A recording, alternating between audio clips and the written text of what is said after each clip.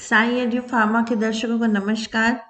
Financial grants की जो playlist है उसमें आज हम एक नया वीडियो लेके आए हैं जिसमें कि हम आपको बताएंगे कि CSIR partial financial assistance scheme के बारे में। और इसके बारे में डिटेल हम जानेंगे इसकी वेबसाइट से। तो इसकी वेबसाइट है CSIRDG.research.in। और ये देखिए ये स्कीम है, इस स्कीम की डिटेल में जाएंगे तो CSIR is council of scientific and industrial research.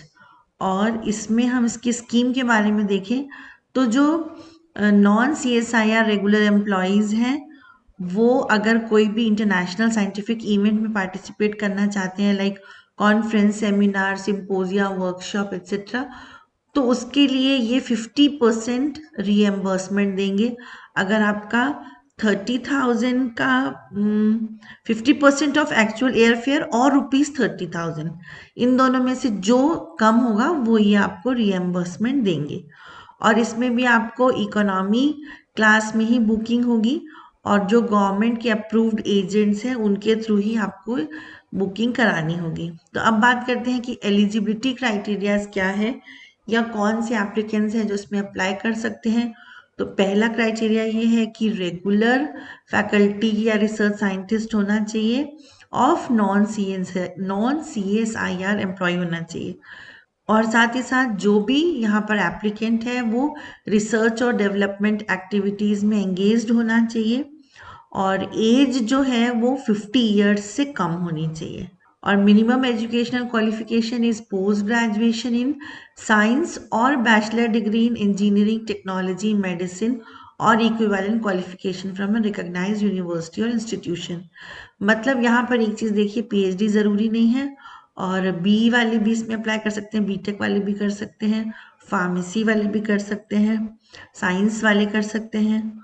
और इसमें एक और इम्पॉर्टेंट चीज़ है कि लास्ट 3 ईयर में आपने कोई भी ट्रैवल ग्रांट CSIR से ना लिया हो, ये इम्पॉर्टेंट है। और लास्ट 5 ईयर्स में एप्लीकेंट के कुछ पब्लिश्ड पेपर्स होने चाहिए इन रेफर्ड जर्नल। इससे ये प्रूव होता है कि वो रिसर्च या R&D एक्टिविटीज़ में इन्वॉल्व है। और जहाँ आप जाना चाहते हैं वहाँ पर अगर आप पेपर प्रेजेंटेशन करने जा रहे हैं तो आपका पेपर एक्सेप्टेड होना चाहिए, या आपके पास इनविटेशन होना चाहिए टू चेयर ए सेशन और एज की नोट स्पीकर। और इसके लिए एक और इम्पॉर्टेंट चीज़ है कि आपको जो इवेंट में आपको जाना है उससे मिनिमम 2 मंथ्स पहले आपको ये अप्लाई करना है, और not more than 4 months in advance. ठीक है। और अगर आपने इनकम्प्लीट फॉर्म सबमिट किया है या लेट एप्लीकेशन फॉर्म सबमिट किया है तो आपका वो कंसिडर नहीं होगा। और इसमें आपका प्रॉपर सिग्नेचर होना चाहिए, और आप जिस एकेडमिक इंस्टीट्यूशन से हैं वहाँ के जो ऑथराइज सिग्नेटरीज हैं उनका सिग्नेचर होना चाहिए जहाँ आप जॉब करते हैं।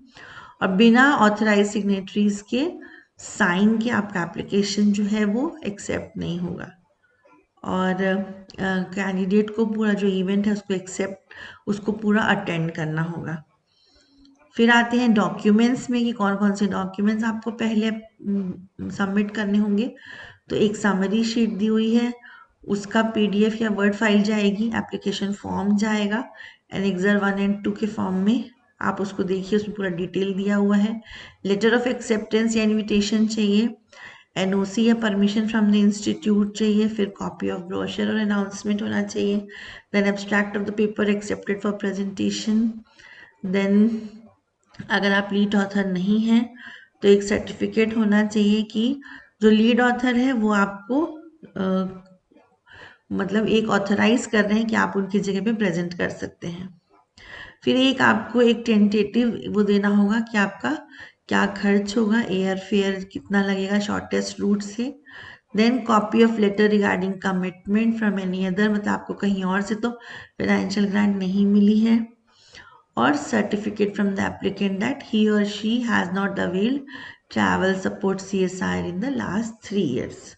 ये सब आपको जो है अप्लाई करते समय सबमिट करना है। फिर एक चीज़ आपको रेगुलर इनकी वेबसाइट में देखते रहने हैं, रिजल्ट्स वहीं पर आपको आएगा, और उसके बाद फिर जो सिलेक्टेड कैंडिडेट्स होंगे उनको सैंक्शन लेटर उनके कम्युनिकेशन एड्रेस पे पहुंच जाएगा। और इसमें क्या बोल रहे हैं कि अगर आपको sanction letter within 10 days नहीं पहुंच रहा है तो आप उसमें रिक्वेस्ट कर सकते हैं इनकी वेबसाइट में जा कर के, और आपको कॉपी जो है वो आपकी ईमेल में भी आ जाएगी।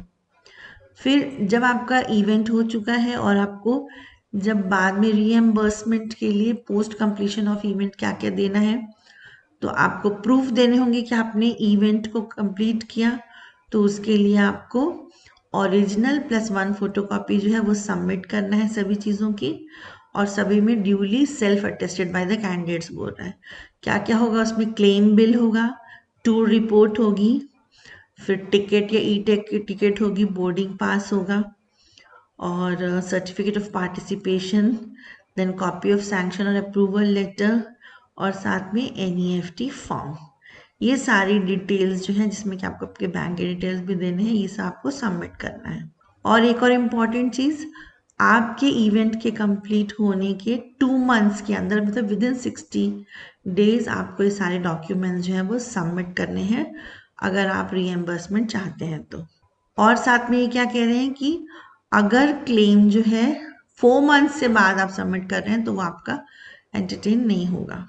फिर रीएम्बर्समेंट जो है वो आपको जल्दी से जल्दी मिल जाएगा बाय, पहले आपको एक इन्फॉर्म किया जाएगा और फिर आपके बैंक डिटेल्स जो आपने दिए हैं उसमें सबमिट हो जाएगा।